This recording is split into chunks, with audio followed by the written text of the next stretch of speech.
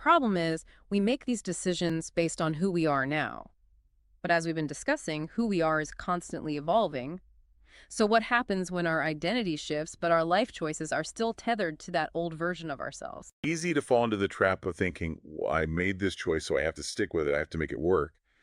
But what if that's not the best approach? There's a lot of external pressure too, right? Like society, especially here in the US, seems to really value having a solid plan, a clear vision of where you're headed. Oh, absolutely. The 5-year plan, the 10-year plan, the retirement plan, it's like you're supposed to have it all figured out. And if you don't, well, you must be doing something wrong. Another trap we often fall into, defining ourselves by what we do. Our job title, our relationship status, our accomplishments, those become the shorthand ways we tell the world who we are. And the problem is, if we build our entire identity around those external markers, what happens when they change? Ever find yourself scrolling through old pictures and thinking, wow, who is that person? Like maybe those skinny jeans you lived in or that haircut you thought was so cool, but now you're like, what was I thinking? Oh, absolutely.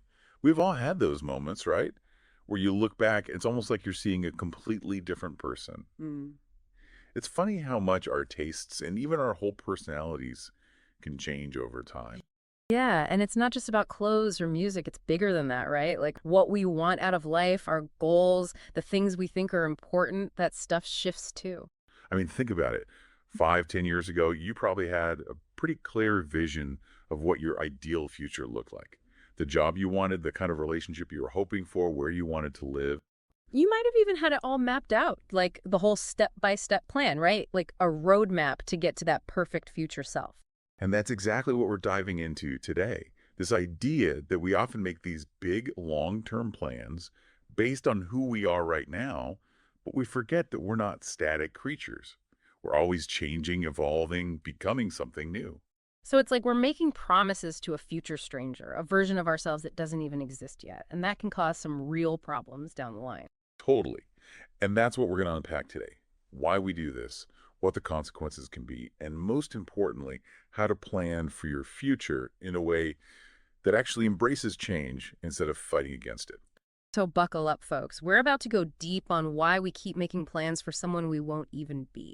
Should be an interesting ride.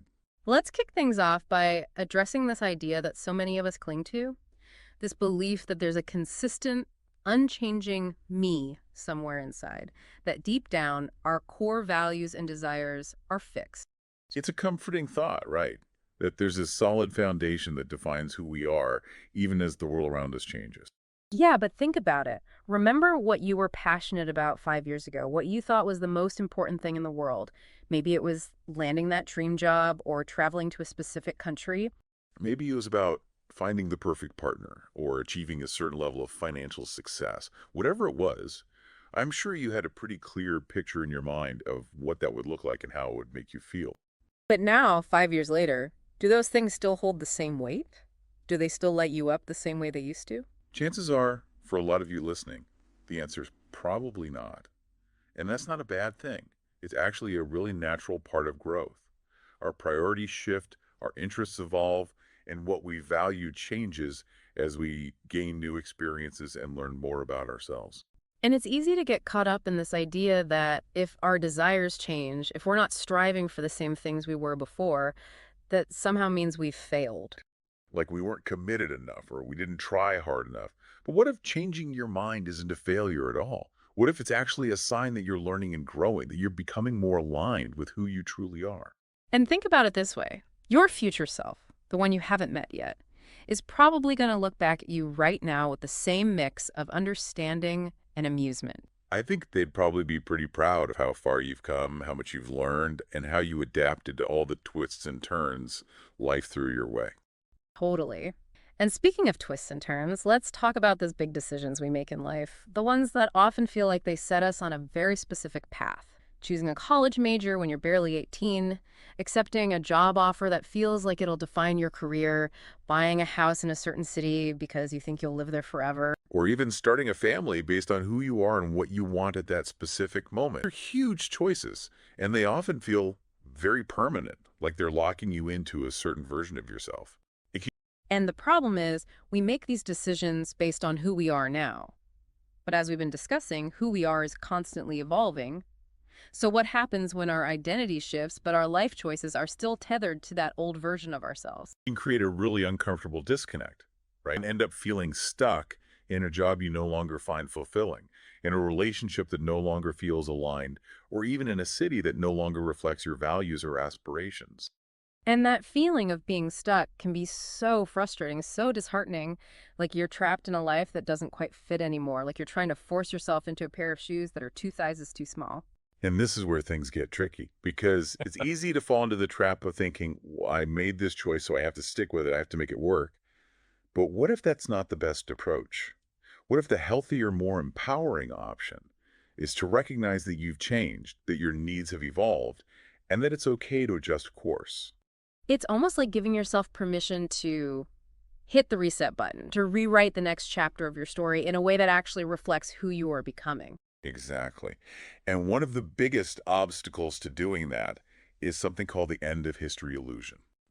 It's this fascinating psychological phenomenon where we tend to underestimate how much will change in the future. So we look back and we see how much we've evolved, like how different we are now compared to, say, our teenage selves. But for some reason, we tend to think that we're pretty much done changing. Like we've reached our final form. Yeah, like this is it. I'm the finished product. No more updates needed. And that's a really powerful illusion because it makes us think that we need to get everything right now, that the decisions we make today have to be the perfect ones for the rest of our lives. But the truth is, we're all still works in progress. We're all still becoming. And the more we can embrace that, the more freedom we have to make choices that feel aligned in the moment without this overwhelming pressure to predict the future perfectly. And let's be real, there's a lot of external pressure too, right? Like society, especially here in the US, seems to really value having a solid plan, a clear vision of where you're headed. Oh, absolutely. The 5-year plan, the 10-year plan, the retirement plan, it's like you're supposed to have it all figured out. And if you don't, well, you must be doing something wrong. You're seen as aimless or unambitious. But as one of our sources puts it so perfectly, you're not a corporation. You're a human being. And human beings are messy and unpredictable and full of surprises. We're not meant to function like well-oiled machines with perfectly predictable outputs. Our goals and desires are allowed to change, and in fact, they probably should change as we grow and learn and experience new things. So the next time someone asks you about your 5-year plan and you find yourself drawing a blank, don't panic. It's perfectly okay to say, I'm still figuring things out. I'm open to possibilities. That's not a sign of weakness or lack of direction.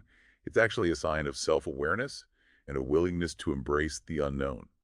And this ties directly into another trap we often fall into, defining ourselves by what we do.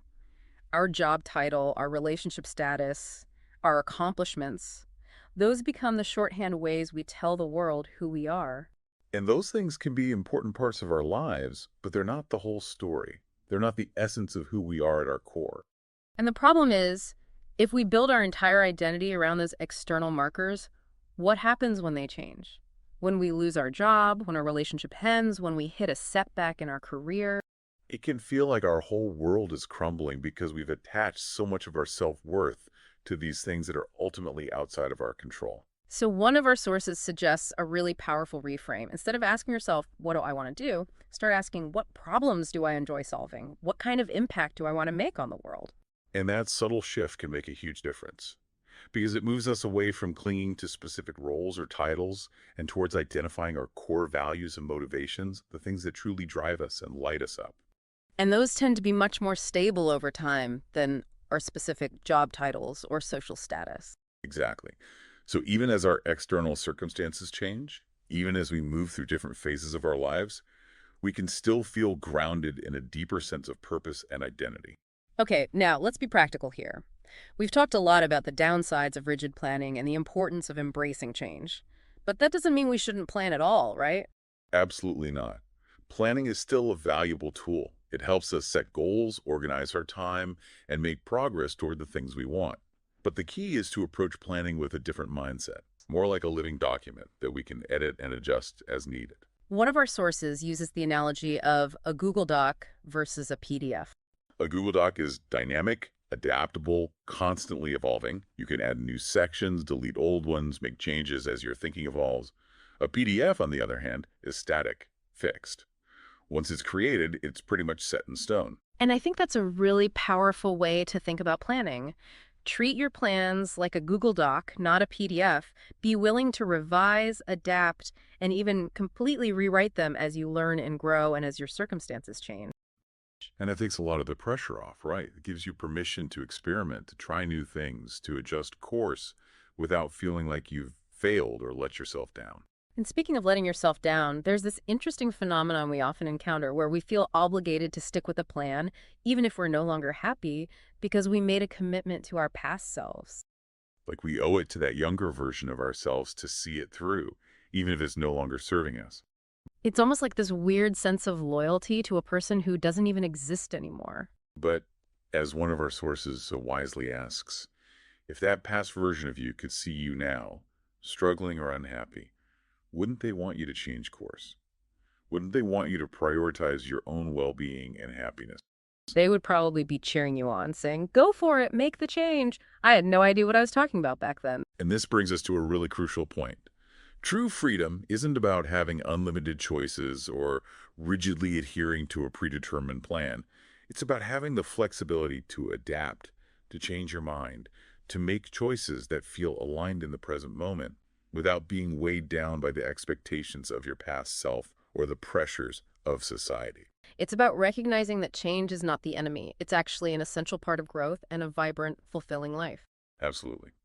So let's wrap up with some practical advice. What can our listeners do, starting today, to embrace this more fluid approach to planning and create a life that truly reflects their evolving selves? What are some actionable takeaways they can put into practice?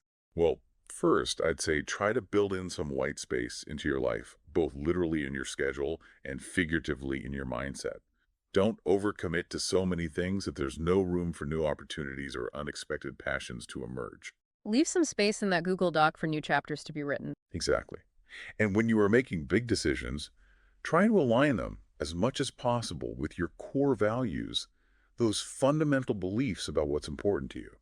Those tend to be more enduring than your specific interests, which can ebb and flow over time. And another key piece of advice from our sources: build systems, not cages, and cultivate a network of people who can support you in different roles and industry. Exactly. Think of it as creating a flexible framework for your life, something that can adapt and evolve as you do. And perhaps most importantly, pay attention to your intuition, to those subtle internal nudges that tell you something's not quite right or that it might be time for a change. Little voice that says, this isn't working for me anymore, or I'm feeling drawn in a different direction. Don't ignore those signals, even if they don't make sense logically or if they seem to contradict the plans you made in the past. Because those feelings are often messages from your future self, guiding you toward a path that will ultimately be more fulfilling and aligned with who you're becoming. And remember, it's okay to change your mind. It's okay to let go with old dreams and embrace new ones. It's okay to rewrite your story as many times as you need to.